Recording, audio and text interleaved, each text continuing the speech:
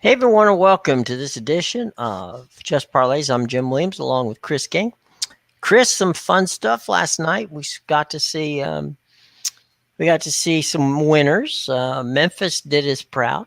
They came through like they knew what they were doing. So John Morant. San Antonio couldn't stop him.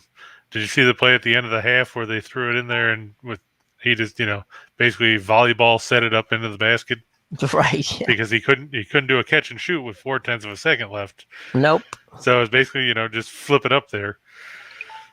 And When that went in, you're having a good night. yeah, but like we said, San Antonio was playing their third game in 4 nights. We talked about how they're Mhm. allergic to defense, and they were allergic to defense again yesterday. Mm-hmm.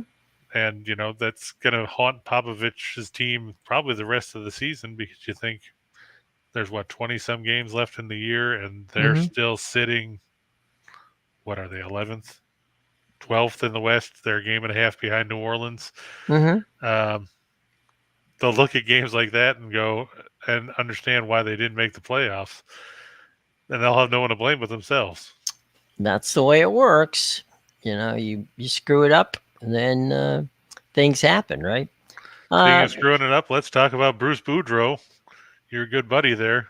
And Didn't take you're my call when I told him not to start Yaroslav Halak. Of course, if I had realized they were going to start Halak before we did the show, I wouldn't have picked Vancouver over New Jersey. right. But as it turned out, they made that decision after the show was already airing, and after we had all the work done. So, thanks, Bruce. You can only lead them so far. Let's do a quick MGM pop here. We got our buddies at MGM now. Here's what's going on with MGM. It's really cool. BetMGM will give all new customers a risk-free bet on your first sports wager up to $1,000.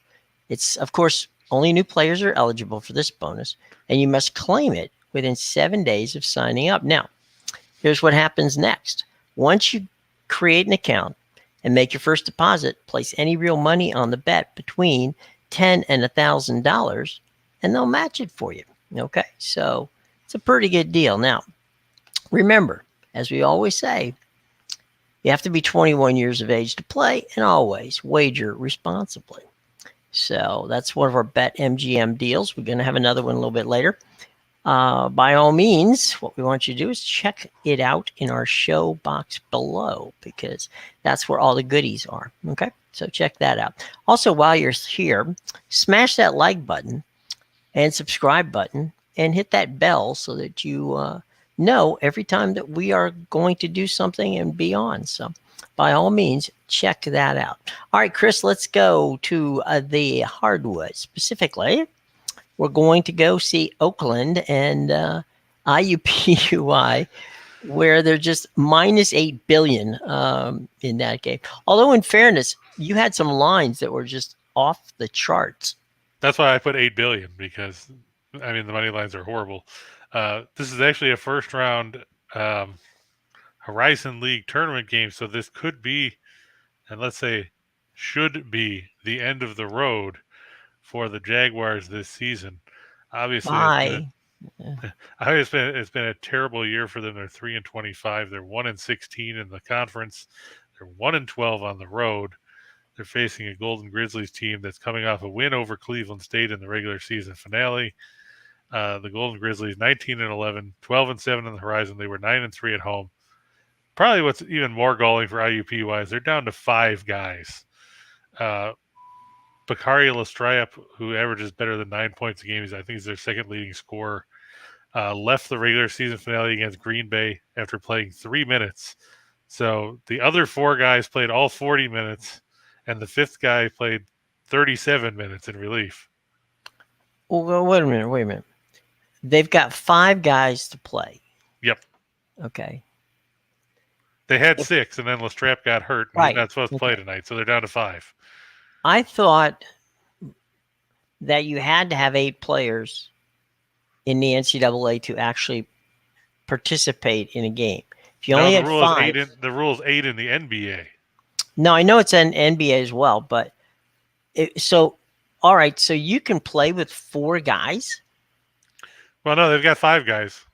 They had five. They had six guys, and then Lestrap got hurt, so now All they right, have five. fine. If you got 5 players, one of them gets, heaven forbid, hurt or fouls out, what happens? You're playing 5-on-4? I guess they'd have to. Or maybe Okay. at that point the water boy can suit up. You know, anything's possible, but that's ugh, that's a shame. But I Okay. mean, IUPUI, they lost 67-41 to Green Bay. Everybody knows Green Bay, not a good basketball team. Hmm. And they lost by 26 to a bad Green Bay team on their own floor. Now you got to face an Oakland team that's, above average. I'm not going to say they're great. They're not. But they're above Hmm. average. They're 81st in scoring offense. They average almost 75 points a game. They shoot 53% from inside the arc. They're decent shooting from the outside. And they knock down free throws, which is something that we talk about, especially in these mid-majors, is Hmm. important. They're third in the country at 79.7%. Meanwhile, you got an IUPUI team that is dead last in scoring at 52.3. They're dead last in field goal percentage. They're second worst in two-point shooting. They're in the bottom 10 in threes per game. They're 353rd in three-point shooting. They're 328th in free throw shooting. And they got five guys. And like Warren just said, are the five guys serving burgers or playing basketball? I like Five Guys when you go because you get a lot of fries when you go there. And their burgers aren't bad. It's still weird they cut their hot dogs in half, but what are you going to do? But I'd probably rather go to Five Guys than watch the five guys that IUPUI has left play basketball tonight. You have to figure in the first meeting that these teams had this season, back in, I believe, let me double check the date so I don't give it to you. Yeah, back on December 4th, when they played at IUPUI, the Jaguars lost by 33 points. And at that point, they had 10 guys. Now they've got So you're five. saying now they're going to lose by 66 because they got 5 instead of 10? I think this is going to be a bloodbath. I mean, like we said, the money lines, depending on where you look, are horrific to just really bad. Just take a quick look here. We were talking in the pre-show. BetMGM is the best odds, that or win at win. It's at minus 5,000. At Caesars and FanDuel is minus 10,000. At Bet365, Oakland is going off at minus 20,000. PointsBet and DraftKings and Unibet and BetRivers won't even put a money line on this game because of the bloodbath that they're expecting it to be. And let's just face it, it's going to be a bloodbath. I mean, this is going to be what they thought that Apollo Creed and Rocky Balboa and Rocky 1 was going to be. Where you come in and he's like, this guy doesn't think it's a show. This guy thinks it's a fight. Finish this bum and let's go home. And if you're IUPUI, you just probably wish that you had stayed home because this is not a game that you want to finish your season on. Yeah. After losing by 26 to Green Bay, you're not going to beat Oakland. The original Caesars book back in the day probably gave the Christians a better chance against the Lions at the Coliseum in those days. And John, of course, being the ever-loving optimist, says, it sounds like an upset in the making. John, you know what? If they were to win, let's just say this for a second. Let's follow John's theory here for a second. If IUPUI were to win with 5 players, there'd be a movie made about this team. It would be Hoosiers 2. So anyway, let's just see who. Let me take a look at the bracket and see who they would end up playing should they advance. I think I just got to take a look. Well, it's not going to get easier because. Well, no, I just want to see who it might be that they'll end up playing. Oh, they as the lowest seed, they would play the highest remaining seed. Right. Oh, no, so they would end up playing. If they were to pull this massive upset, they would play Cleveland State. Okay. Now, just for the fun of it, Cleveland State beat IUPUI 83-45 when they met on February 12th. Oy. So that doesn't bode well either. Should they magically pull that off? Well, you know what? Let's Just have a eulogy right now for IUPUI season. See you next season, boys. They were here. They came. They took the court. They came. They saw. They got beat up. They left. They came. They saw, and they were conquered. So, well, okay. Thanks for showing up. You get some parting. Don't forget your parting gifts on the way out. Right. And you get a copy of our home game. Get a few burgers on the way out. Okay. Yeah. This one a bit of a one-sided game. Let's go to something that's a little closer. All right, we'll go to the Mid-American Conference where the Ohio Bobcats favored by 8.5 over the Bowling Green Falcons in the battle of teams from Ohio. Mm-hmm. Ohio 23-6 overall. They are 14-4 in the Mid-American. They're 8-4 on the road. Meanwhile, Bowling Green 12-17. Bowling Green, I don't know what happened to them. They're supposed to be a better team than this. They're just 5-13 in the conference. They're 8-7 at home. Ohio 87th in scoring offense at 74.8 points a game, despite being mediocre in field goal percentage. They do shoot a lot of threes. They're 34th by knocking down 9.2 threes a game. They're decent at the free throw line. The funny thing about Bowling Green is they can score points. They're actually 7th in the country. They average 81.1 points a game. The bad thing for Bowling Green is they don't know what defense is. They're 353rd in scoring defense, giving up 80.1 points a game, 265th in field goal percentage, 307th inside the arc. They give up 9.4 threes a game, which is 347th in the country. They're 239th in three-point defense. Just to show you how bad things have been for Bowling Green lately. At one point, they were 11-9. Since then, they're 1-8. And in that stretch, they have given up at least 91 points on 4 occasions. And they've also given up at least 82 points in another game. They haven't held anybody. No, I take that back. In this last 9-game stretch, they've held one team under 78 points. Or, sorry, 76 points. I just saw that. And that was Northern Illinois, another team that can't score. Now, like I said, you've given up 91 points 4 times in 9 games. You gave up 112 to Buffalo. And you're coming off an 11-point loss at home to Western Michigan, a team that had 1 road win all season. In that game, they led by 9 in the second half and then scored 3 points in a 9-minute span to turn the game around. Now, if you can't beat Western Michigan in your own arena, and you're facing an Ohio team that A, is near the top of the conference, B, is aggravated after they lost to Akron the other day, 91-83, and C, a team that already beat you once, I don't have any faith for you here. On top of that, Bowling Green has 3 guys that average in double figures, right? Yep. 2 of them got kicked off the team a couple weeks ago. So Bowling Green doesn't have Joe Reese. They don't have Myron Gordon. It's going to take Daquan Plowden having a Ja Morant type game from yesterday for Bowling Green to even hang in this game.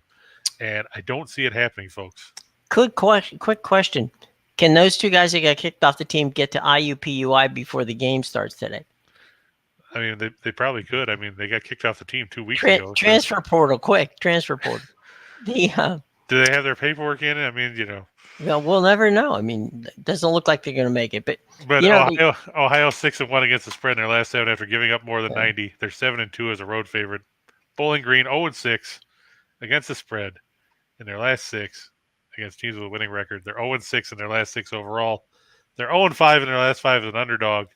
And let's face it, Michael Huger's team is just awful. Just not good. Quick little side note on the Ohio Bowling Green, and they call it the border war. Now you would think it's they're in the same state. Why would why would it be a border war? Here's the theory on that. The University of Ohio, from the campus, you can actually see West Virginia, and if you drive a little bit further, you can see West Virginia and Pennsylvania. All right. Go to Bowling Green, and you're looking at about a half hour to 40-minute drive to either Indiana or Michigan. So hence the border war. But it doesn't seem like it's going to be much of a war, given the fact that Bowling Green is not going to be able to hang with Ohio tonight. Now, just remember, everybody, from that game yesterday when Allie thought that Charleston and Hofstra was going to stay under the total. Just remember, that score ended up 89-84. Mm-hmm. I would expect something similar here where Ohio's going to put up a whole bunch of points against a bad Bowling Green team and push that one over the total. I think the numbers at last I saw was like 150 something. Let me double check because I looked at so many of these games. Yeah, 157. First meeting had 162. I don't see why they would score less points facing a bad Bowling Green team. And especially after seeing the way that Ohio gave up 91 to Akron over that one. They've gone over repeatedly of late. And Bowling Green can't stop anyone. That's usually not a good recipe for success. Let's just put it that way. This is true. Before we get to the NHL, let's talk about my partner here in crime. That would be Chris King. Now, the Parlays King's Bet is something that Chris is putting out. It's called Chris King's Best Parlays, and it's a bet each day. Now, every day, Chris is going to send you his best parlay tickets to play, usually made up of 1, 2, 4, or even greater teams. Now, as you know, because you watch here, we get into a ton of it, but it can go to your email box every day. Not everyone's going to win. We know that, but we tell you that here too. The odds are, however, that Chris is going to make this profitable for you. In the last 2 weeks, Chris has won 6 2-team parlays, 4 4-team parlays, and 1 6-team parlay plus 2 8-team parlays, earning someone who might have bet $100 over $30,000 in winning. So all the information on being part of Chris's little group, which we hope will be a big group as time goes by, is in the show box below. So please jump in and get involved. Now, time to go to the ice, where tonight there's a couple of intriguing games. Let's talk about the NHL, Christopher. All righty. Yeah, we're going to start in Minnesota, where the Minnesota Wild are at home for the back half of a home-and-home set with the Calgary Flames. The Flames took the front end of that 7-3 the other night in Calgary. Nothing like winning in Cowtown. Now the Flames 31-14-6. Overall, they're 16-10-2 on the road. They're going to face a Minnesota team that plays well on home ice. But the problem is the Wild have been shaky in net. And having Cam Talbot start tonight 19-11-1 with a 294 goals against and a 910 save percentage doesn't necessarily move the needle that much when you're dealing with Jacob Markstrom, who's 24-11-5 with a 213 goals against and a 925 save percentage, along with those league-leading 8 shutouts for Calgary. The Flames 7th in goals for at 3.43. They're 2nd in goals against at 2.43. Meanwhile, Minnesota 3rd in goals per game at 3.72, but they struggle keeping the puck out of their own net, which is a problem. Because even if you're the Oilers in your prime from the 80s when Gretzky and Curry and Anderson and Paul Coffey and all those guys were there, they still lost games because, their goaltending wasn't necessarily the best all the time, even with Grant Fuhr, depending on how he was doing in any particular moment. But that's why, you have Cement Head out there to, punch people in the face. Meanwhile, Calgary 5-0 in their last 5 after scoring 5 or more in their last contest, which we said they beat Minnesota 7-3. They're 4-0 in their last 4 against the Central Division. They're 4-0 in their last 4 against teams with a winning record. Minnesota struggled of late. They're 1-5 in their last 6. They're 1-5 in their last 6 when it's the second game of a home-and-home set, and they're 0-4 in their last 4 as an underdog. Now, I don't expect Calgary to win by multiple goals. I just put the puck line up there in case anybody wants to chase it, since there is a favorable number to it. But I do expect the Flames to win this game. They've played well for Coach Sutter, and they've been shutting teams down. They have, other than that aberration where they got completely curb stomped by Vancouver last week, they've been limiting teams to about 2 goals a game in the last dozen games. And when you're holding teams down like that, it puts you in a prime position to win hockey games. It does. And the Flames have played, Calgary has been a team that we've been, bullish on for most of the season. They've been consistent. They haven't had a lot of, up and down situations where others have. And they've just been plodding their way along, but plodding their way along in a good way. Now, not to change topics here for a second, Jim, but I'd like to get your take on this. As apparently, former UFC heavyweight champion Cain Velasquez was arrested for attempted murder. Have you heard about this? I have indeed, yeah. Now, what do you make of this? Is this something that's actually going to pan out, where he's going to end up, where it's going to go to trial, or is it going to be one of those things where it's a name and it's just going to go away? Well, if you're accused of murder, okay, this is not a plea bargain away type thing, and I don't mean to make light of it. So, what normally happens in a case like that is, you sit down, they go through the process, and it's a due process situation. So they'll go through the due process. If the charge sticks, then he'll go to trial, and then we'll find out. But no, it's we've had some pretty terrible situations in sports over the past few months with guys getting in trouble. This is unfortunately just another one of them. This one, however, seems, at least in face value, as we wait to find out, because again, it's a due process situation. It is, however, a very serious and very interesting story to follow, to be sure. And now, in other news, Isaiah Thomas, not that Isaiah Thomas, we're not talking about Zeke, he's not coming out of retirement. Mm-hmm. The other Isaiah Thomas signing a 10-day contract with the Hornets. Why? Well, I guess Charlotte needs help. They've lost 11 of 13. They were beaten last night by the Bucks. Isaiah Thomas has averaged 41 points in his 3 games with the Grand Rapids Gold of the G League in the past week. Is he going to help anybody at this point? I mean, he was an all-star, 5 or 6 years ago. Yeah. And, he had that hip injury. Hasn't really played much the last couple of years. He's had 10-day deals with the Lakers and the Mavs and played 5 games this year. Mm-hmm. Is he going to help Charlotte? Look, it's a flyer. I mean, it's not costing them much money to do it. So if he comes in and he strikes lightning, great. If he doesn't, well, they can just, would you say he was on a 10-day contract? Yeah. Okay.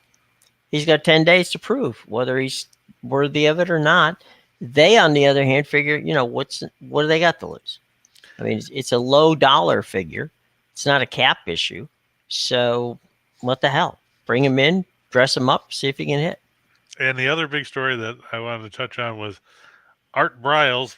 He was going to be the offensive coordinator at Grambling. Then all of a sudden yesterday he made the decision that he was not going to take the job. What do you make of Art Briles? Well, first of all, let's go that he resigned. He wasn't bounced from Grambling. Well, that's what I mean. He decided not to take the job. He took the job. Then he had the job. Then Grambling took a great deal of heat for it from what happened at Baylor. And so rather than, put the Grambling football program through, a constant drone of what's, why did you hire Art Briles? He decided that the best thing for him to do for the Grambling Tigers was to go ahead and exit. I don't know. I mean, is Briles ever going to get a fair shake again? That's the question. I mean, Briles came away from there relatively unscathed from a standpoint of actual. We're just talking about with regard to in a due process, right? Briles went through a lot of scrutiny at Baylor. He was decided that he had to go, and that's understandable under the circumstances. But is Art Briles guilty of anything. And at this point in time, poor judgment, yes. I don't think anybody would argue that point.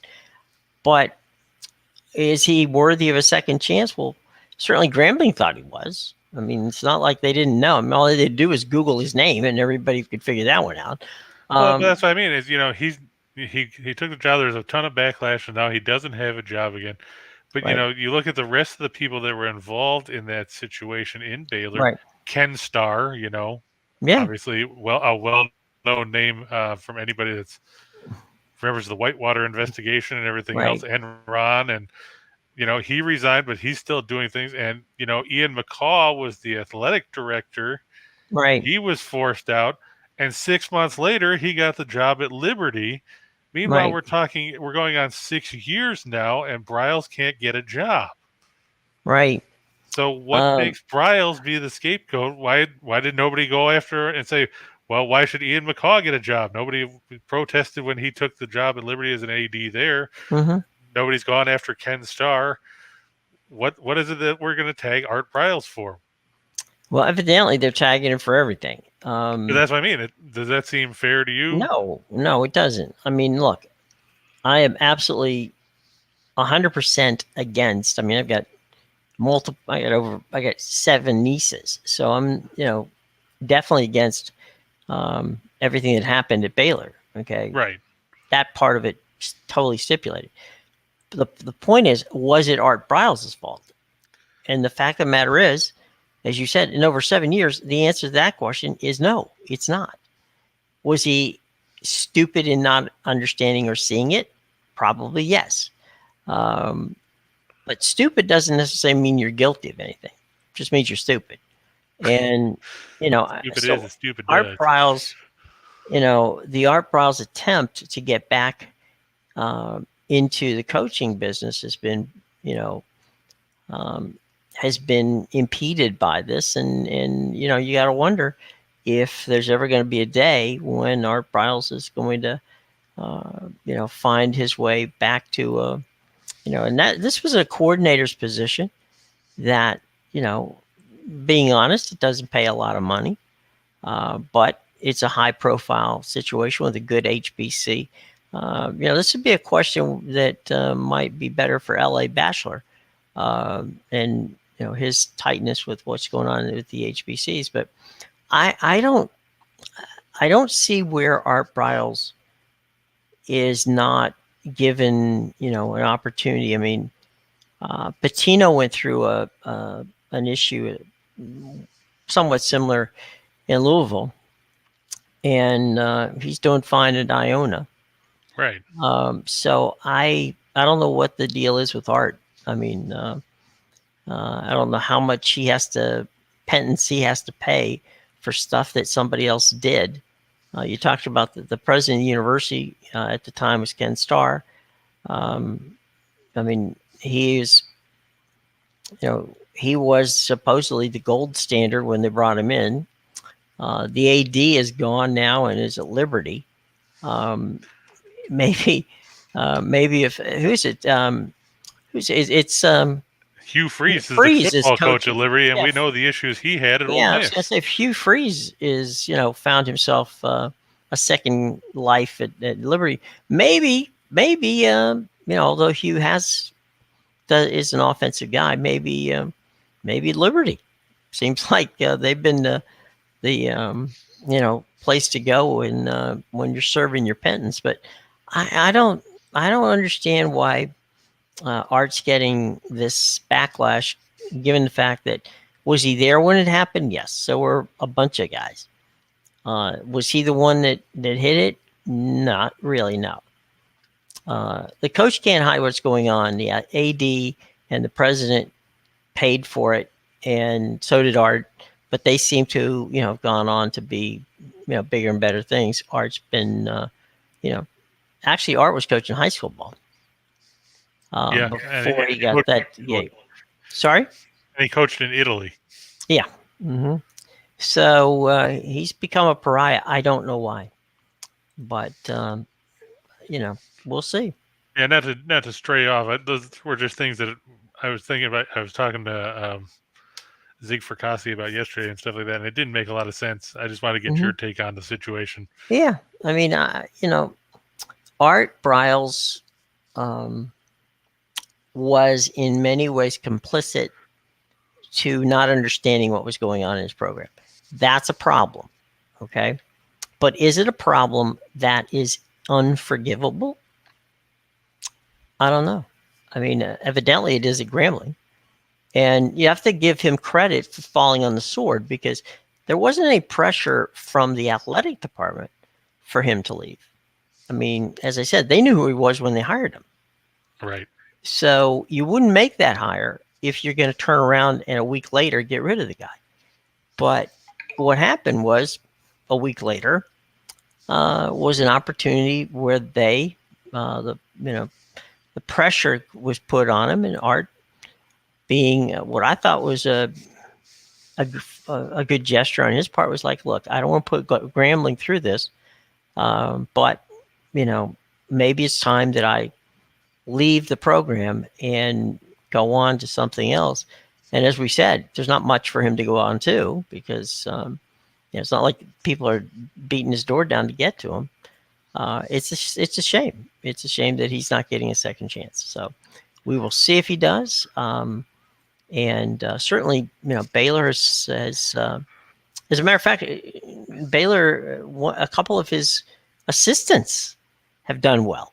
So, I don't know what to tell you. I mean, I went through the thing at Penn State, and, that whole thing where Bobby Bowden was, because Bobby at Florida State ran, there wasn't a kid that Bobby didn't think that he could turn around.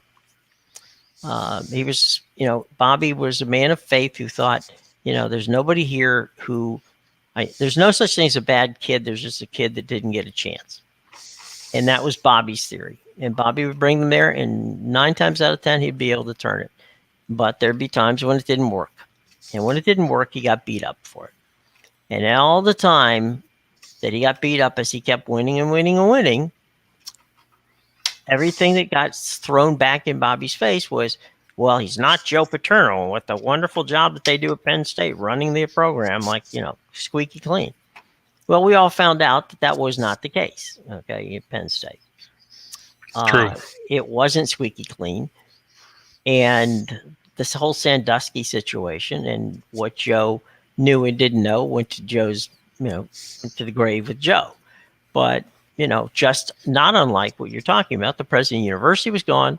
The athletic director was gone. They came very close to going to the death penalty. And I remember getting a phone call from a friend of mine saying, you got to turn on TV. And I said, why? It's Sunday morning at 7:30 in the morning. And he says, because they're taking down Joe Paterno's statue at the football stadium in State College. And within a half an hour, you would not have known that Joe Paterno ever coached at Penn State. So, things happen at a rapid pace. I don't understand what the Art Briles thing is, because that was laid wide open. And so we'll see. But some people are willing to forgive, others not so much. And we'll find out. I mean, I hope that Art gets a job. He's, as I say, he's served. How much do you want in the way of serving a penance? Do you want to give somebody a second chance? Or do you just say, okay, I'm sorry, I can never get over this? And True. That's maybe where we are at the moment.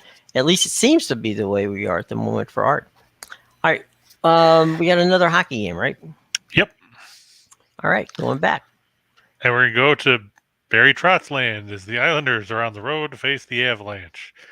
Now, John said it a couple weeks ago when he thought the Islanders were dead in the water. If they weren't dead yet, they're going to be soon, because this week they have to play Colorado, and then I believe there's a couple of other ugly games coming up for the Isles. I think they get Vegas, too. That sounds right. I'm just going to take a quick look here and see who they've got coming up, because I know that they couldn't beat up on the bad teams last week when they had the opportunity. They lost to they lost to San Jose. They lost to the Kings. Yeah. Before that, they lost to Buffalo. They get Colorado, Vancouver, St. Louis, Colorado, and Columbus in the next 5. So this kudos, might be you get Colorado twice in a week. This might be the Islanders IUPUI moment when we're starting the death knell for the Islanders. Sorry, Barry. Yeah, the Islanders 20, 21, and 8. They're 10, 11, and 4 on the road. They got to face a Colorado team that is 39, 10, and 4.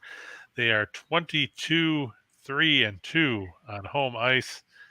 Ilya Sorokin, 17, 11, and 7 with a 237 goals against, a 923 save percentage, and 5 shutouts. Expected to start for the Islanders against Darcy Kemper, who's 26, 6, and 2 with a 246 goals against, a 920 save percentage, and 3 shutouts. The big difference here, obviously, coming offensively, the Islanders are 27th in goals per game at 2.53. The Avalanche are second at 3.96. That goes up over 4 goals a game on home ice.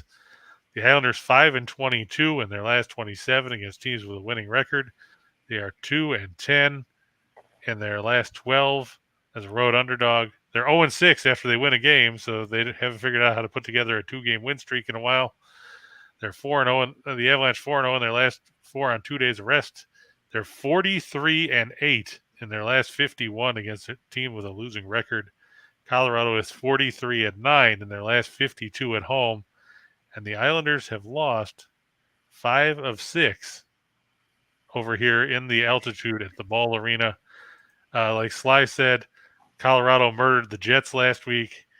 It doesn't bode well for Barry's boys up in the Rocky Mountains. I guess they can get some Coors Light, but that's about it. That's about the only thing they're going to get. And, you brought up the point that of all, I mean, you can make the argument to basketball, yes, but the speed and the amount of energy you have to expend in a hockey game is, I don't think anybody, I shouldn't say anybody, but I don't think a lot of people understand how much energy you expand, that you put forth in a hockey game. When you're playing at altitude and that third period comes around, and you're coming from the East Coast, you're gasping for air. And, there may not be enough oxygen in the building for Barry's team. And Barry's team, because they're a defensive team, they play a lot of, motion and a lot of stuff to keep the puck out of the net. That expends a lot of energy. So I think you're right on point here with Colorado, because it just doesn't seem to be, the Islanders' makeup of how they expend their energy versus the Avalanche being very good at exploiting their opponent's bad points bodes well for a Colorado win here.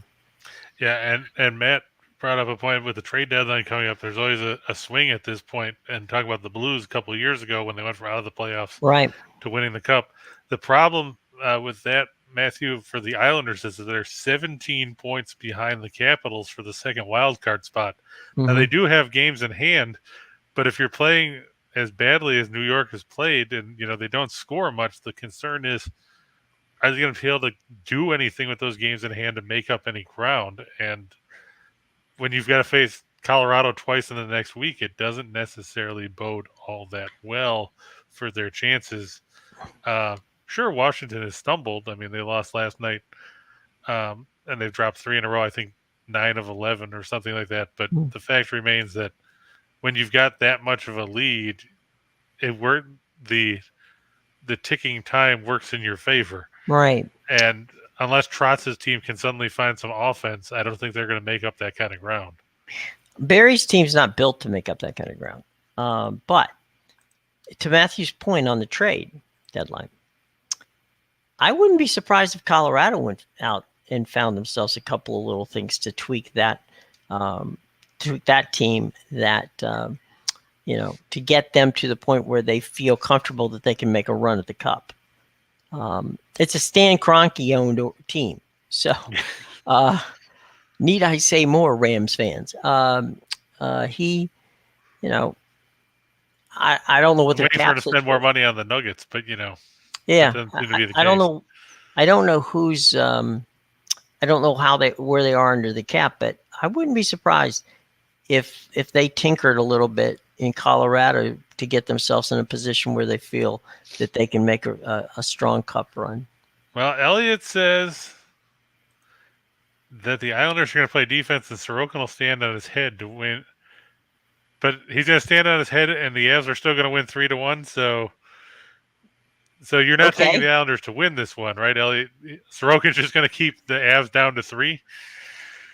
I was going to say, I mean, that that's possible. there was It's that game possible. where Ottinger stood on his head a couple weeks ago Hmm. when Dallas went in there and they took Hmm. a 4-1 win, but Ottinger had to make like 45 or 47 stops uh, to stay in that game. Hmm. And it's tough because like the difference between the Stars and the Islanders is the Stars can actually score a little bit. Okay, yeah, Elliot says yeah. So Sorokin will keep them in the game, but the Islanders' lack of offense is still going to cost them the contest. That's a legitimate point. I would agree with that. I mean, Sorokin has played well. Yeah, He's lost a bunch of games because the Islanders don't score, right. Well, and look at that should his be what save happens here percentage. again. His save percentage is better than the guy we think has a legit chance at the Vezina Trophy. This is true. So, yeah, Matthew's point is a point well taken. No, they're not going to win, but could they keep it close? I mean, again, when Trotz's teams have legitimately always been considered defensively, well suited, yeah. I mean, they're a backline team. They're not a frontline team. That's where Chris just said it. The problem is they don't score goals. And, you're not going to win a lot of 2-1, 1-0 games. It's just not going to happen. No, I mean even Buffalo had issues with that in the '90s when they had Dominic Hasek. Right. Yeah. I remember the game in the playoffs against New Jersey where he made 70 saves, and the final score of that game was Mm-hmm. 1-0 in quadruple overtime. Well, look how far over the many years that Sir Heinrich was in the net in New York. How many times did they win the cup? Right.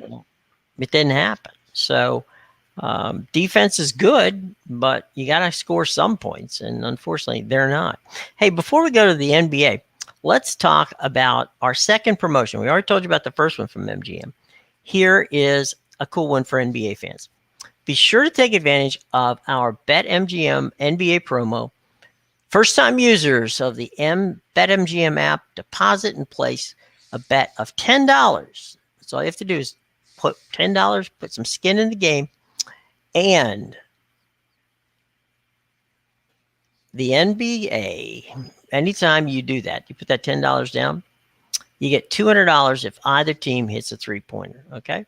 Pretty good chance. And we got a team coming up here in the show in just a minute that might hit a few three-pointers. You never know. So that might be a lot of fun. So give it a shot. And as we always say, you have to be 21 years of age to participate. And always bet responsibly. And so here we go to the association, my friend. Well, real quick, I just want to touch on some of the games that James asked Okay. about before about college because we were talking about Art Briles and everything. I don't want to think we Sure. missed him.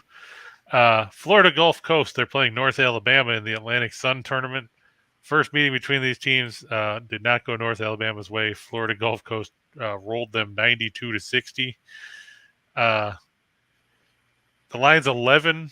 Florida Gulf Coast obviously at home because they're the better team, and that's the way they play these smaller conferences. The home team gets, or the team with the better record gets a home team.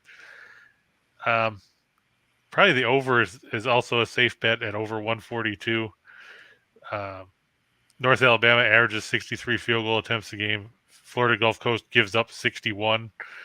Florida Gulf Coast will bury you from the three-point line. They knock down about 10 threes a game. And I think playing at home, you have to think that Florida Gulf Coast will cover the line there and move on to the second round in a high-scoring affair over North Alabama. You're asking about Buffalo and Toledo. I'll tell you what, I'm going to be perfectly honest.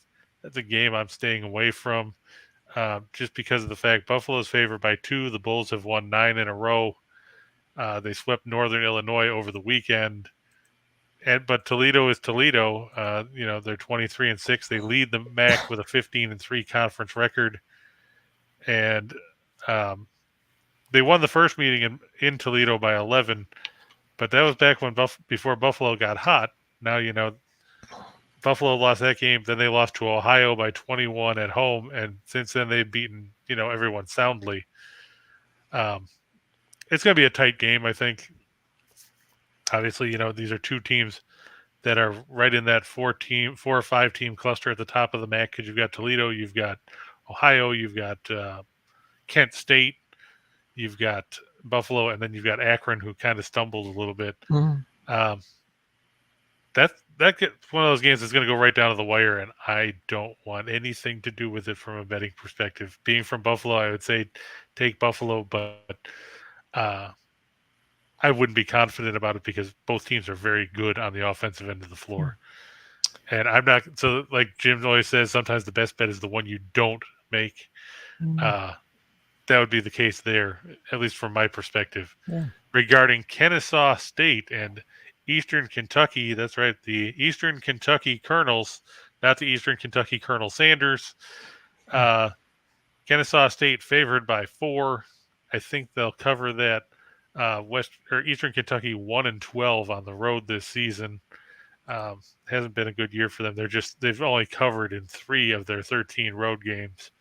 Kennesaw State, they were beaten by Eastern Kentucky in triple overtime in the only meeting they had this season. That was at Eastern Kentucky. But Kennesaw State plays better at home. Not like the records really bear that out because neither team was overly great. But home court advantage means a lot in these small conference tournaments in the early going. And based on that, I'm going to roll with Kennesaw State -4 as they move on to the second round, much to the chagrin of Colonel Sanders. This is true. Hey, as we head over to the NBA, the one thing that you're talking about Florida Gulf Coast, an interesting piece of bit of information on Florida Gulf Coast is the Florida Gulf Coast women's basketball team is ranked 20th in the country, and considered a bona fide terror once they get into the NCAA tournament. So, yeah, my wife's cousin played at Florida Gulf Coast a couple of years ago. Uh-huh. Well, it's more than a couple of years ago now. He transferred from Michigan and spent a few years down there. It's a great school. Very pretty campus right on the beach. As for talk about the Toledo-Buffalo game, it should go over. I know the number is – I just saw it a minute ago. Let's see where they put it. They combined for 161 in the first meeting. That's right about where this number is for tonight's game. You look at UB's numbers lately. Buffalo has put up – I know the Northern Illinois games were lower scoring games, but before that, they had totals of 150 in this stretch. They had 166, 154, 197, 152, 160, 170 before the Northern Illinois games. Toledo obviously capable of putting up points in their last stretch. 172, 142, 161 in their win over Miami of Ohio. I'd probably lean towards the over there just because these teams like to run. It's going to be an entertaining contest for sure. Elliot, if you ever come to Buffalo and say Buffalo Wild Wings, you will probably not survive getting out of the airport. We don't call them Buffalo Wings. We just call them wings. Anybody that calls them Buffalo Wings should never come to Buffalo because you will be deported immediately. One other food point. Chinese food in China is just food. There you go. That's breaking news. No, I'm just saying, why would you go to Buffalo and ask for a buffalo wing? I mean, it's like going to China and asking for Chinese food. It was created in Buffalo. There's no need. And Buffalo Wild Wings, by the way, was never started in Buffalo. So there's that as well. Yeah, Elliot, ask the Disco Inferno what happened the last time he went to Buffalo and tried to go to the Anchor Bar and ask for buffalo wings. It wasn't pretty. No, it was not. All right, let's go to the association. Win some money for the folks at the old MGM. The Celtics and the Hawks. This game's coming to you from Boston. Go ahead, Jim.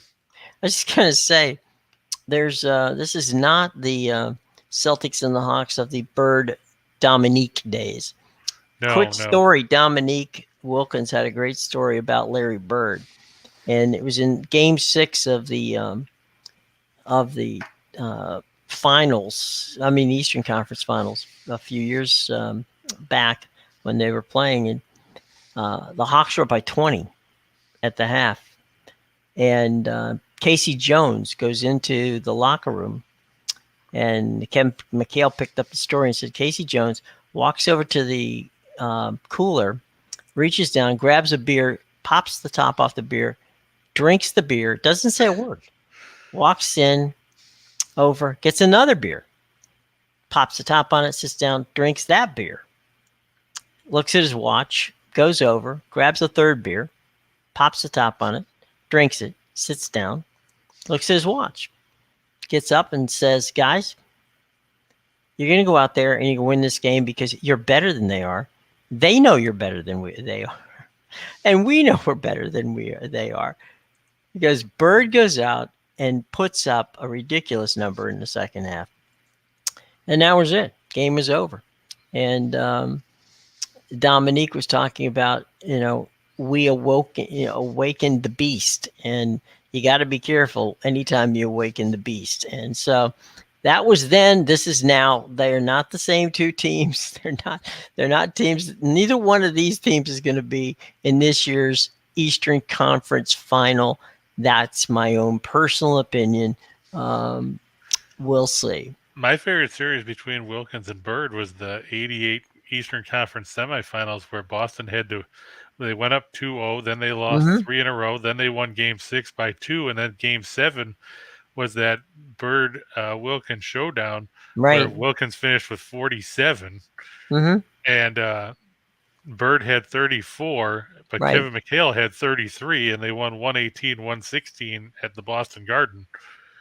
And McHale took himself out in that game toward the end of the game, and Bird screamed at him and said, "Where are you going?"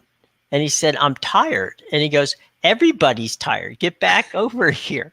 And he goes, "Larry, I need 90 seconds. I'll come back."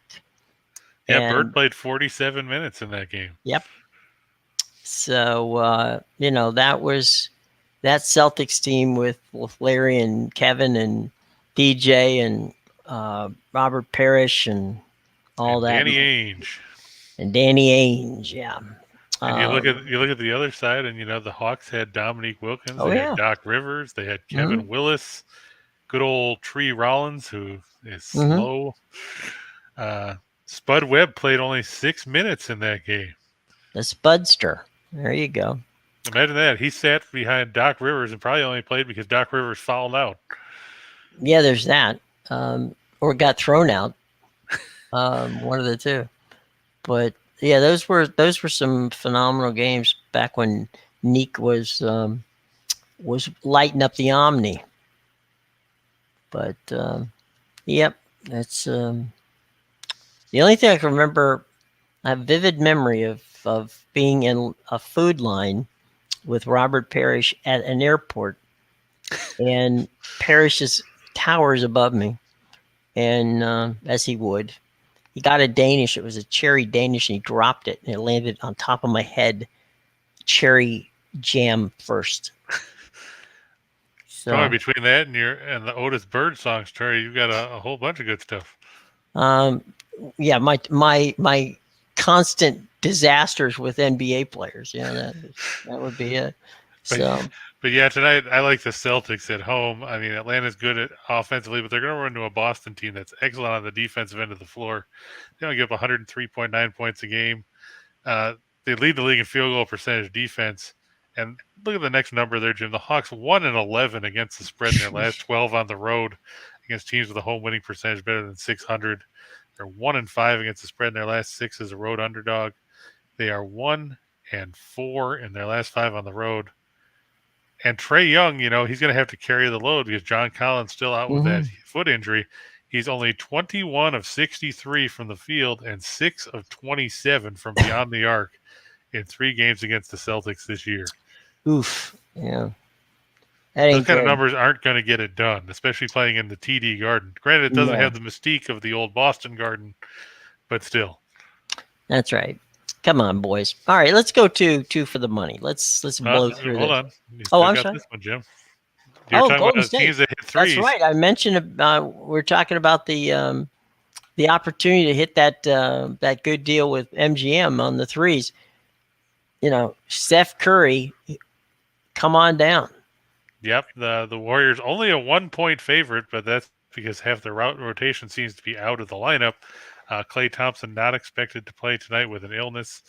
Andre Iguodala has been out for an extended period now. Right. I'm not sure if they've determined when Draymond Green's going to play. I don't think he is.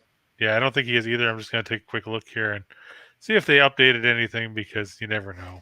Of course, the way the injury report goes, it could change between now and then anyway because half these guys could get scratched. No, Draymond Green's still out. Thompson, like I said, is out. James Wiseman hasn't played all year. Nemanja Bjelica is questionable with a quad injury. Minnesota doesn't have an injury report in yet, but the problem for the Timberwolves is they're playing the second game of back-to-back. They beat Cleveland yesterday. Sticking with that exciting trend of putting up a crap load of points when they play on the road and not scoring a ton of points when they're at home. They beat the Cavs 127-122.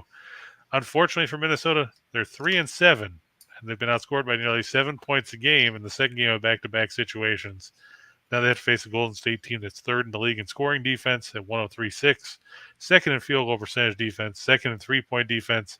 Meanwhile, Minnesota 23rd in scoring defense at 112.3 points a game, 15th in field goal percentage defense, 16th three-point defense. Minnesota 1-6 against the spread in their last 7 as an underdog. They've gone 0-5 against the spread in their last 5 in the second game of a back-to-back. They're 0-3-1 in their last 4 following a straight-up win. If you're only going to make me give 1 point with Golden State, I'll take it. Minnesota is going to fall apart again in the second game of a back-to-back set, especially with the way Golden State likes to run. Well, and Cleveland, Cleveland likes to wear you out too. That's true. So if you just came off a night with Cleveland, the last thing you want to see is Golden State. That's a valid point. So there you go, boys and girls. Put your money on the Warriors tonight. All right, let's go for 2 for the money. All right. And we just talked about the Celtics. Wow. How about that? Can you believe that? I don't think we need to go over it again. There's a couple of teams we already talked about. Yep. Ohio and Boston. Yep, Ohio over Bowling Green. We talked about it. Bowling Green, they've just gone right downhill, and kicking off 2 of your top 3 scorers doesn't help you any. It's gonna be a rough night for the Falcons at home. I don't care if it's senior night or not. It might not be. I don't remember if Bowling Green has to go on the road for their finale or not. Maybe that means fans over 65. Sure. They have to play Toledo on Friday, so that won't be any better for Bowling Green. I'm going to go with Tampa Bay Lightning. Yeah. Good old Tampa Bay playing down there at the Amalie Arena. As you see, the puck line is ridiculously prohibitive.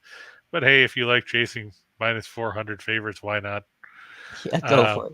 But I think they'll beat Ottawa by multiple goals anyway. Even the puck line seems to lean that way at minus 155. Mm-hmm. The Senators, they've been playing decent hockey, but you're going to Tampa Bay. And we know how Andre Vasilevsky performs on home ice. Mm-hmm. Tampa Bay 17-4-4 at home. The Sens 9-11-3 on the road. Doesn't bode well for them. And then we talked about Colorado. The Avs, the puck line is a coin flip for them to win by multiple goals, which is funny considering the Islanders don't score, as we said. Right. Look for the Avs to prevail there. Meanwhile, at 4 for the show. Yep, and hey, look, there's Golden State. They're back. Yes. What do you know? We got 2 Goldens. One Golden State and the other Golden Grizzlies. Yeah, we've talked about IUPUI only having 5 guys. We also talked about IUPUI losing by 26 points to Green Bay. And in case you were wondering about how good Green Bay was, they weren't. Not. The Phoenix 5-24 after that victory, they had lost 11 straight games before drubbing the Jaguars 67-41. We said IUPUI lost by 33 points to Oakland in the one meeting they had this season, back when they had 10 guys. Now they got 5. Will we end up seeing Oakland play on the power play in this game? Who knows? Either way, it's going to be a bloodbath. So everybody get your last eulogies in for IUPUI, because their season's going to come to an end today. Tomorrow will be a perfect day to start buying IUPUI merch, because I'm sure it's going to be on sale. For about 3 cents. Yep. They'll pay you to take it. Boise State. Yeah. We talked about Boise State and the Nevada Wolfpack. Yeah, well, I mean, we've talked about it with Allie when she's been on and everything else. Fading Steve Alford is a full-time job, and Fidelity, it's a very profitable one. Yeah, I mean, you look at Nevada; they don't play very good defense. Outside of Cambridge and Sherfield, they don't necessarily have a ton of offensive weaponry to be fearful of. They lost by 13 at Wyoming on Saturday. They lost to UNLV before that. Everybody wants to talk about the 3-game win streak they had earlier in February, but 2 of those wins were a home-and-home set with San Jose State, who everybody knows is horrible. Speaking of horrible games, San Jose State tonight on the road against Air Force, in a game that if you're tired but you can't fall asleep, tune in and watch it. You'll be unconscious in about 5 minutes. Bryce wants to know about what happened to Wyoming yesterday, boss. Bryce, I wish I could tell you what happened to Wyoming. The big issue for them was Graham Ike and Hunter Maldonado didn't get enough shots. Ike was shut down pretty well. He was 4 of 12 or something like that from the floor. Maldonado was 6 of 17. San Diego State played good defense, and Matt Bradley had a good game offensively for San Diego State. I mean, he had 30 points. I don't think anybody expected him to shoot the ball 20 times or knock down 5 threes. And by the same token, I don't think anybody expected San Diego State to hit as many 3-pointers as they did 2s. Sad part in that game, San Diego State was 12 of 36 inside the arc, but they were 12 of 22 from 3-point range. That was really the difference in the game. If you had asked me before the game and tell me San Diego State was going to shoot 54.5% from 3-point range, I would have thought you were on crack. But that was the difference. They hit their threes. I mean, Trey Pulliam hit 4 out of 6, and nobody would have expected. Or I'm sorry, he was 2 for 5. Adam Seiko was 3 of 4. Nobody would have expected that out of him. And I mean, kudos to Brian Dutcher. He had a good defensive strategy. They clamped down on Maldonado and Ike and made it tough. Tried to make other guys beat him. And Wyoming didn't get enough points from guys like Jeffries and Dussel and Odin. And so, I mean, kudos to them. They went on the road. They won in the Dome of Doom. Will it help their chances for an at-large bid? Sure it will. Will it hurt Wyoming? Hopefully not. I really want to see this Wyoming team in the tournament to see if they can wreak some havoc with people. Yep. All right, let's go for the menu. Alrighty.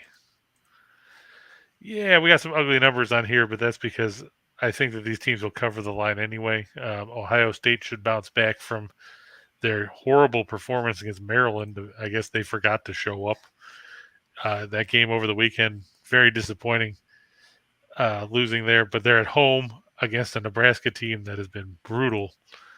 The Cornhuskers, they did beat Penn State on the road, but that just gave them 2 wins in their last 20 or 16 games. I don't expect them to have that kind of success again. They lost to Ohio State in Lincoln back in January. I expect the Buckeyes will take care of business. In the Patriot League, our good buddies, Pete Medhurst was on and talked with us about it on Friday. I like Lafayette over Bucknell. Lafayette, they've played some good basketball at times. I mean, they're inconsistent, but so are a lot of teams in the Patriot that aren't Navy or Colgate.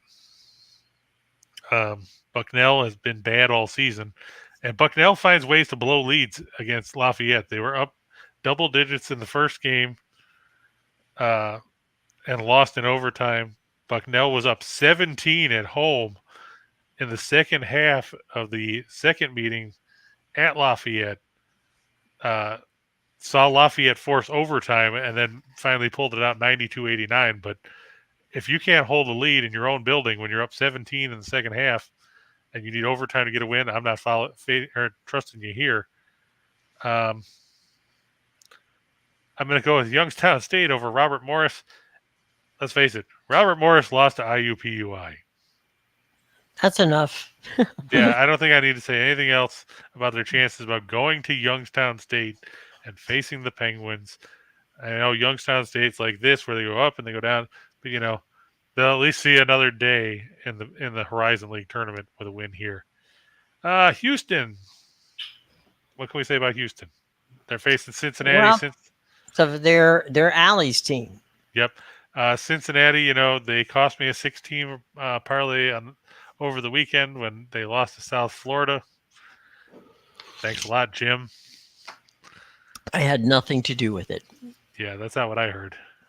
Yeah. Cincinnati, they've lost 5 of 6. They've lost 3 in a row. They lost to Temple. They lost to UCF. They lost to South Florida. They also have losses at Tulsa and home against Memphis in that stretch. Their one win was a win at home over Wichita State. I think Cincinnati's pretty much played themselves out of the tournament at this point. Now that they're 17-12 and they're 7-9. The Bearcats should be wiped out here by Can you Houston. spell NIT? I don't even know if I'd put them in the NIT at this point. I mean, they'll probably get in there, but they shouldn't, just with as badly as they played down the stretch. NBA, Dallas over the Lakers. Let's face it, I'm just going to keep fading the Lakers until the season's over. There's a lot of angst on that team. Everybody's pointing fingers at each other. It's like a circular firing squad going on. Yeah, it's not going to get any better, let's be honest. Washington over Detroit in the game that nobody cares about. 2 teams going nowhere. Hey. Okay, nobody here cares about. There you go. The Raptors and the Nets. These teams played yesterday, for those of you that were wondering. Toronto whipped up on the Nets. And bad news for Nets fans. Everybody knows Kyrie Irving can't play in Brooklyn. Well, guess what? The other place he can't play, Toronto. He can't cross the border. So he'll be sitting home watching this game. Yeah, he'll be watching it on TV. So will Kevin Durant. So will Joe Harris and Ben Simmons. Andre Drummond is questionable. So is Cam Thomas. The Nets could be looking like the bubble Nets of a couple of years ago, where they just had to scrape guys up off the street and put them in the lineup. Toronto should win that one again. Oh, you're picking Le Habitant over the Winnipeg Jets. This is just desperation because Montreal has actually played good hockey since getting Martin St. Louis and his coach. Winnipeg, as much as I know Sly likes them and everything, I've just been concerned about the way they've played lately. They've slid backwards. They did beat Arizona the other day, but before that they had lost 4 in a row, losing to Edmonton, Calgary, Dallas, and Colorado. This could be a get right spot for the Jets. Hopefully for them it is, because everybody knows I hate the Canadians. But Montreal's won 5 in a row under Martin St. Louis. Before they do know now, yes. Yeah, but you have to think about it. They've won 5 in a row. Before that, they had 8 wins all season. Mm-hmm. So let's face it, Montreal's not getting in the playoffs, but at least they showed some signs of life. Columbus over New Jersey. I know New Jersey beat up Vancouver yesterday because Bruce Boudreau did not take my phone call, and that's his own damn fault. But now New Jersey has to go to Columbus. Tough to play the second game of a back-to-back. Especially against Columbus. Yeah. Sly says about the Montreal game, he expects it to be a revenge game after Mark Scheifele got hit. So look for fights.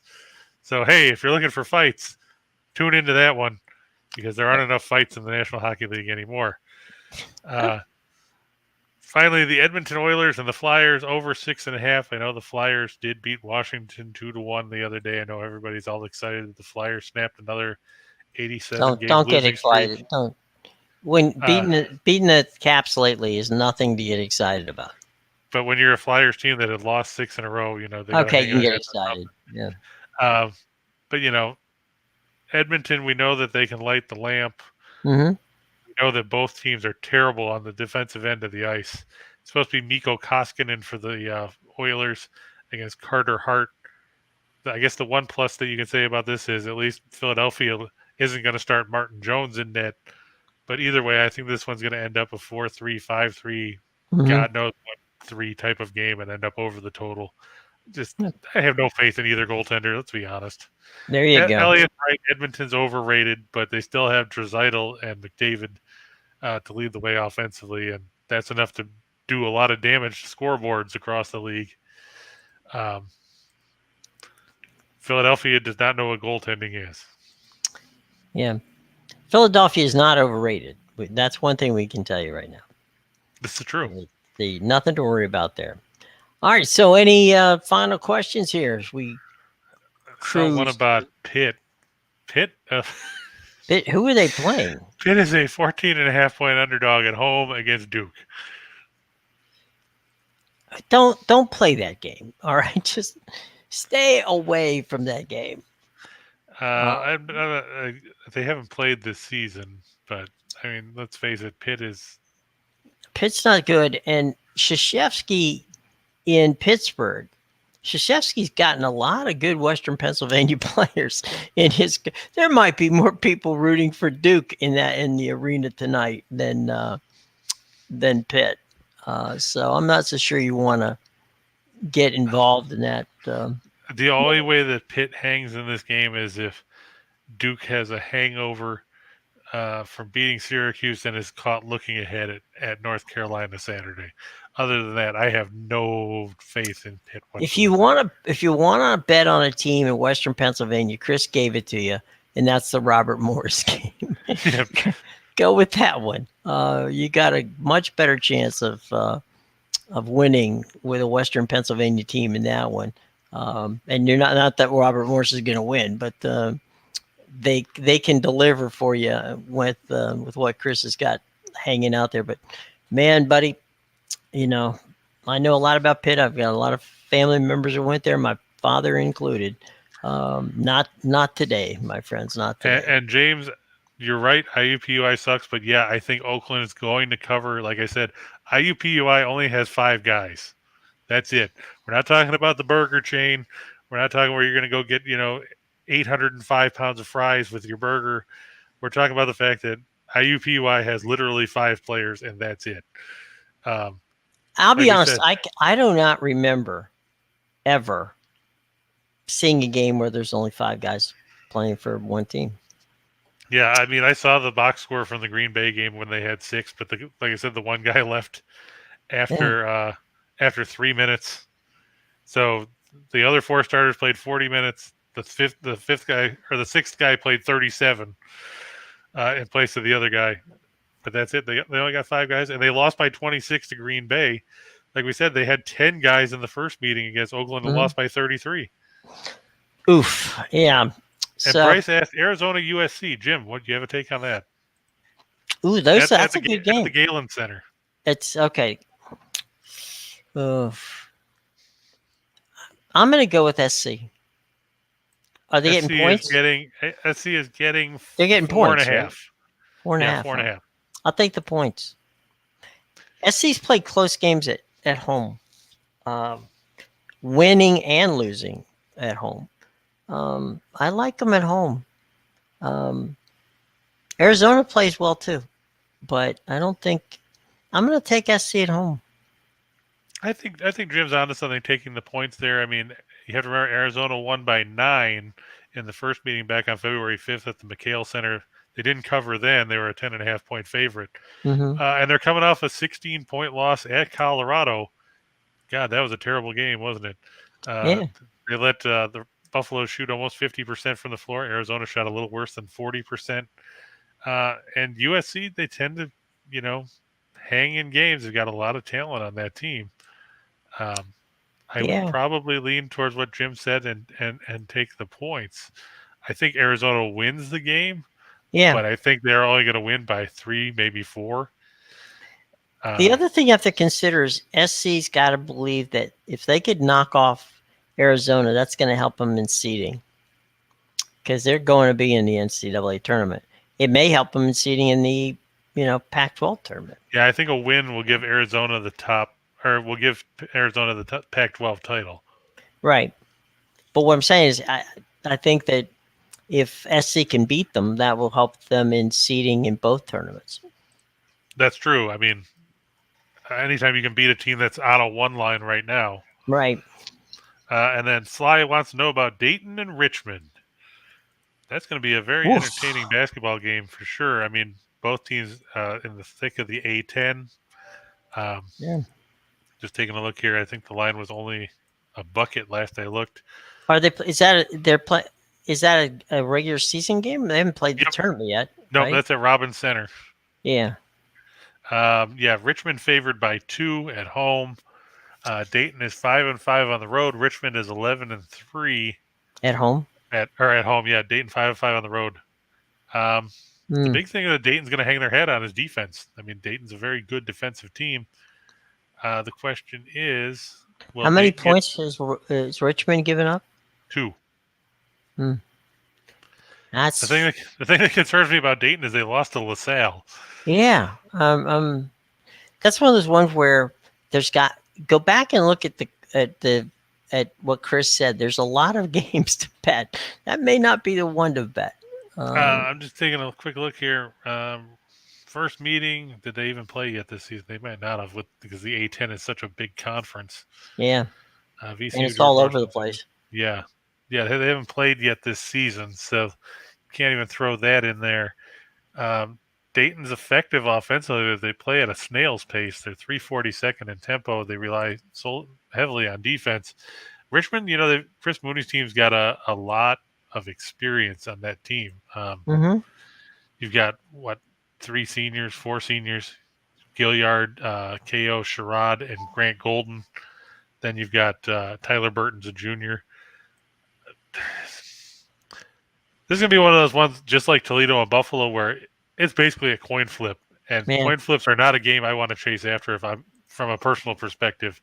If I had to lean one way or the other, I'd lean Richmond because they're at home and because Dayton's coming off a loss to LaSalle, not to mention Dayton also might be caught looking ahead to Saturday's home game with Davidson, because you look at the A10, Davidson's 14-2, VCU's 13-3, Dayton's 12-4, St. Bonaventure's 11-4. Then you got St. Louis and Richmond are both 10-6. All these teams are trying to get into the top 4 for the treasured double buys in the A10 tournament. Dayton might get caught looking ahead a little bit, thinking that they're good to go. And I think Richmond wants this one a little bit more. I would lean Richmond, but I wouldn't chase it all that hard. And they're only giving up 2 points. Yeah, and James, I get where you're going with Toledo. They're getting points, but I'd pass too. Like I said, both teams play, Toledo and Buffalo. They're both very good offensive teams. Buffalo's been on a roll. I wouldn't touch it either, personally. So I think you're making a wise choice. And like you said, above that, Youngstown at home, over Robert Morris, Florida Gulf Coast, North Alabama, Oakland at home, over IUPUI. They're all playing garbage teams. But the good thing about playing garbage teams is it makes it a lot safer for you from a betting perspective if you know that somebody's playing a garbage team than a matchup like we just talked about with Toledo, Buffalo, or Dayton, Richmond. Those two teams are so evenly matched. On any given night, it can go one way or the other. And that's why you stay away from them. You don't want to get in toss-up games. That's not a good thing. Yeah, I mean, once we get into the later rounds of March Madness, you're going to inevitably run into those. Sure. But you don't have to worry about them right now. No, you don't. And right now, take the safe ride home so that you can have money left for the tournaments. There you go. So there's that. Any final thoughts, Mr. King, before we exit stage left here and make room for Scott and Scott coming up at the top of the hour right here Wow, on. are we talking about the Rush album, Exit Stage Left? Because that was a good album. I'm sorry? Are we talking about the Rush album, Exit Stage Left? Because that If was a you good album. want to, we'll go with the Rush album, or if you want to, we can go with Bugs Bunny, who's always saying exit stage left. Either way, we're fine. Obviously, like we said, just be smart with what you wager on. I know there's a big game in the Big East tonight. Everybody's talking about Providence, Villanova. The game means nothing to Providence. I mean, they've already won the Big East title. Everybody's all excited about the fact that Villanova is probably going to put the boots to them. But what does Ed Cooley care? His team's 24-3. 24-4 isn't going to make a major dent in the lineup. But just be smart with what you bet on. I mean, I could have put up Vermont. They're playing Maine tonight. Vermont is favored by roughly 6 billion points, but let's face it. They're favored by 20. They're playing Maine on the road. It's the regular season finale for them. John Becker's team looking for their 25th win. I mean, just be smart is basically what I'm going to leave it at. You don't need to make dumb picks just because you want to chase things. Warren, we're glad you enjoy the show. We do our best to put stuff out there to help you guys out. I know sometimes they don't pan out like New Jersey and Vancouver yesterday, but I blame Bruce Boudreau for that. And there you go. Like James said, be smart with your research, and if you don't feel like you're chasing something, then pass on it and prepare for tomorrow's another day. I mean, it's not like basketball is going to suddenly end all of a sudden. Right. And James said he's not here because he heard your phone ringing. Thanks, James. You want to get it for me here? I'll pass it on. No, it went to I went to voicemail. I'm sorry, didn't mean to interrupt the flow here. Not a problem. It was hopefully not someone calling me to tell me the building's burning down. We're in I think you probably would have heard the fire department by now. Probably they've been knocking on the door or something to that effect. So all right, well. Tonight, interesting games in the association, interesting games in college, some fun stuff on the ice, and we're getting closer, folks, to tournament time. One last thing for those of you on baseball, I said before, 25% chance that the season would begin on time, that they'd meet that deadline yesterday. Suddenly and amazingly, they decided, Major League Baseball said, did we say yesterday? No. What we meant was 5:00 Tuesday. All right. Still nothing, but I do believe they're going to get something done by the end of the week. And the reason for that being is if they finish this week with nothing, that pushes spring training into April, which means baseball can't start until mid to late April, which means there is no way they can play 162 games. They may not even be able to play 152 or 3 games. So that's where they are. I know that the league has said through sources I've spoken to that the owners are willing to blow up a month of the season. So there's that. So let's see. But I think it's going to be done this week because neither side can afford it not to be done.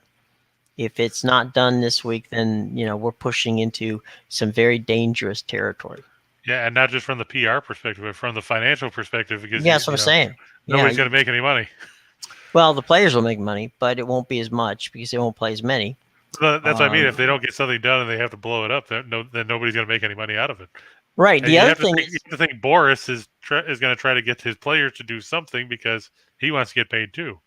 Well, he's a brinksmanship guy, and he's going to say to these guys, "Hold them to the feet to the fire," and then at the end of the day, you're going to go and get it done. I know that the Washington Nationals just before the December 2nd deadline offered an extension to Juan Soto, which was a 10-year, $350 million contract.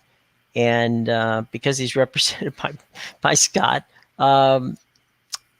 they didn't counter because Scott doesn't counter.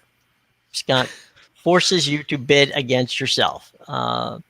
If you haven't seen this movie, I've seen it way too many times.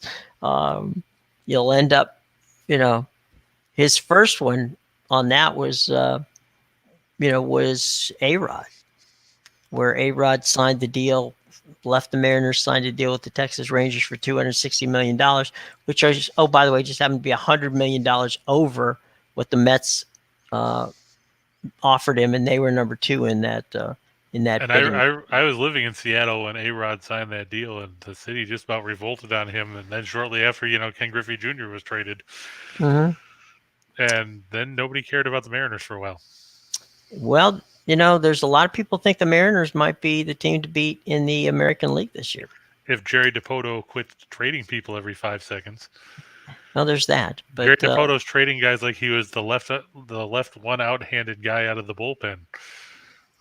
Or Jim Bowden. That's true. Who's another one of the Trader Jim in this case. Now, Jim, people are asking about all the great stuff that you said is in the show box. Tell them where they can find the show box. All right, guys. If you go down below, there's a line that says more. Okay. I'm assuming that you understand that more means actually more. Okay. Click on it and look what happens. Vroom, down comes a menu, a plethora of fantastic opportunities. I'm glad you brought that up because what's there? Well, there's the 2 opportunities to get involved with promotions we have with BetMGM. That's cool. There's all the information about Chris's stuff. Absolutely. There's information on how to follow us on Facebook and Twitter. Okay. So when you go down there, just hit more and all of a sudden you're going to see it. Okay. So do that. And like James said, hit that like, freeloaders. That's right. James, we feel you, brother. We talked about that early, but you can never say it too much. Smash the like button, hit the subscribe button, ring the bell. Okay. We're here toiling to make sure that you enjoy your gaming aspects of all types. And so we just want a little love. Give us a little love and then hit more. Okay. It's below us. Smash more, drops down. All kinds of cool stuff is there. Okay. Cool enough. All right, gang. It's been fun. Okay. Enjoy Steen and Reichel. Don't forget to tip your waiters. That's right. We're gonna be here all week. Don't forget to tip your waiters. So have a lot of fun, gang. Enjoy yourself tonight. Come back tomorrow. And remember, we're still looking for your teams that you think are going to be in the NCAA tournament. Put that in the comments below. Put anything you want with hockey, with Major League Baseball. Any thoughts you may have that you want us to talk to you about, put it in the comments below. We'll come back to you. And don't forget that we're also going to put together our awards that we think should go out to people instead of the bozo scrub awards that we see get handed out all the time. Right. We're going to do the real awards, and you guys are going to be part of it. So Chris and I have got our tuxedos. We're ready to go. So from that standpoint, we want you to be involved. So hang on, 3:00. Which just is 2 minutes away. 2 minutes away. We'll get out. We got to step aside or we're going to be smashing on those guys' show. So 2 minutes before Scott back to the window, having some fun. And guys, we love having you here, guys and gals. We will see you tomorrow, 1:30, right here, same time, same bat channel. All right. Take care, everybody. Have a nice day.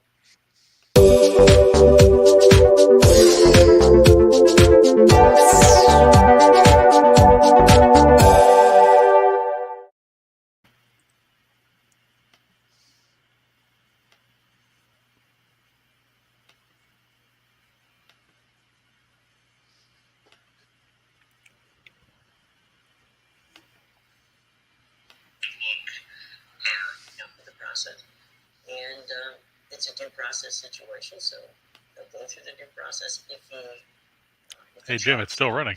We'll go to trial, and we'll find out. But no, it's